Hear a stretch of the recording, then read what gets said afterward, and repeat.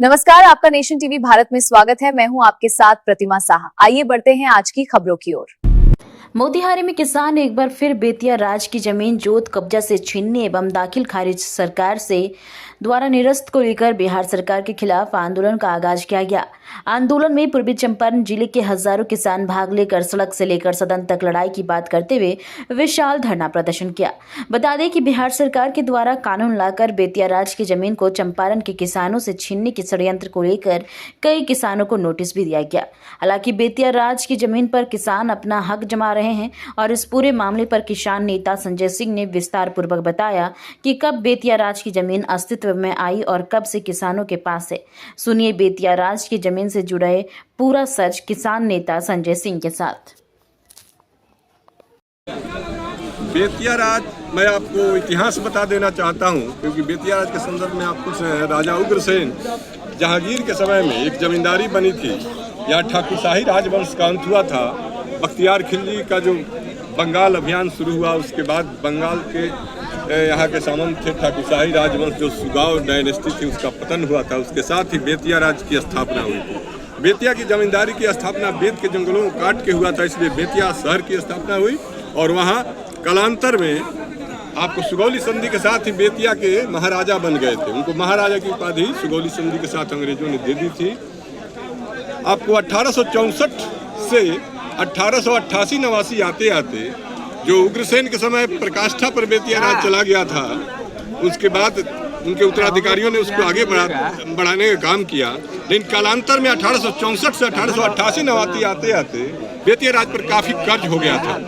कर्ज को चुकता करने के लिए वहाँ के जो मिस्टर गिब्बन थे, उस जनरल मैनेजर, उन्होंने एक सेटलमेंट, राज परिवार की सहमति से एक सेटलमेंट का कार्य इंग्लैंड की राजधानी लंदन में हुआ था, जिसमें 5 लाख पाउंड कर्जे के रूप में बेतिया राजा के यहाँ 14 कोठियों की और जो छोटे छोटे उनके अंदर 70 और कोठियाँ थी, उनका हो गया था।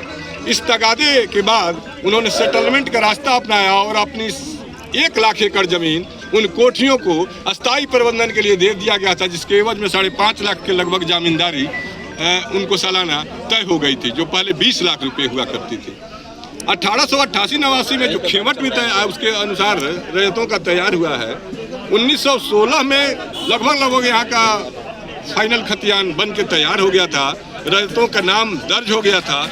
लेकिन 1922 आते आते कोठियों को, जब 17 में चंपारण आंदोलन हुआ, प्रथम विश्व युद्ध चल रहा था, 14 से 19 का काल हुआ था प्रथम विश्व युद्ध का। प्रथम विश्व युद्ध समाप्ति के साथ ही वैकल्पिक नील की खेती जर्मनी में होने लगी थी। यूरोप में नील की मांग घट गई थी, नील की कीमत भी विश्व बाजार में कम हो गई थी, जिसके कारण अंग्रेज कोठियों का यहाँ रहना और नील की खेती करना अलाभकर हो गया था। इसलिए इन्होंने यहाँ के किसानों से संपर्क साधकर उनको, हमारे पूर्वजों को यह जमीन उन्होंने बेचना शुरू कर दी, जो 1 लाख एकड़ का स्थायी प्रबंधन उनको मिला था।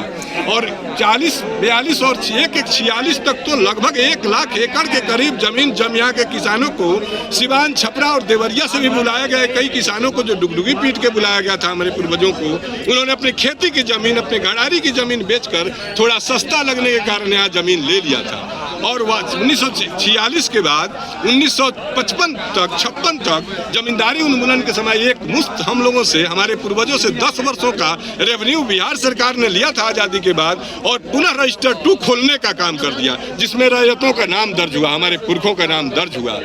उसके बाद कई सरकारें आई गई। आपको श्री कृष्ण बाबू यहाँ के मुख्यमंत्री हुए।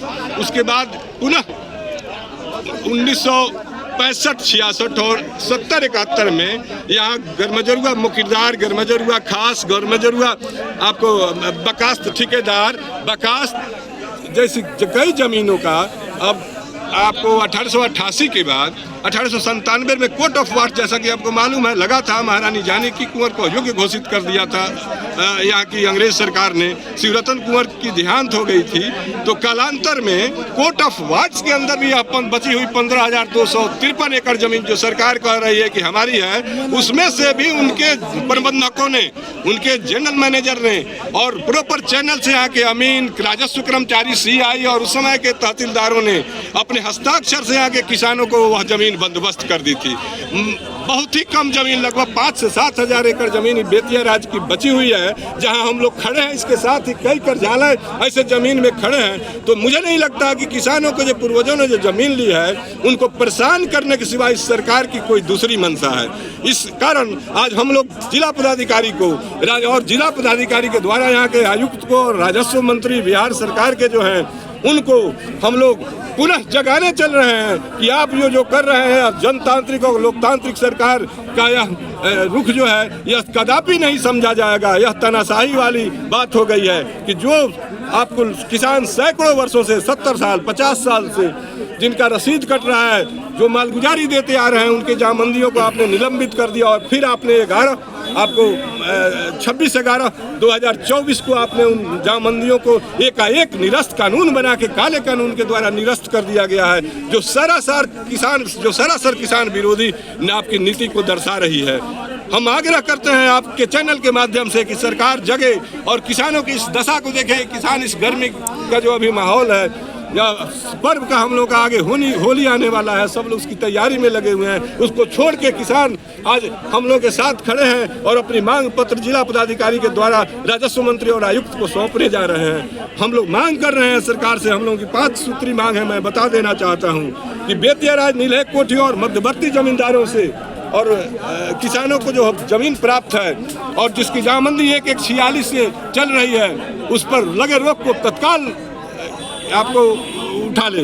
दूसरी हम लोग मांग कर रहे हैं कि जो गरमजरुआ मौकेदार कहकर और उसको जो भी पट्टा हासिल है, उसको हुक्मनामा हासिल है, वैसे जमीनों पर लगे रोक और राजस्व कर्मचारियों राजस्व के पदाधिकारियों द्वारा किए जा रहे हैं आर्थिक शोषण दोहन को भी रोकने का काम सरकार करे। ऐसे 5 मांगों को हम लोग देने जा रहे हैं।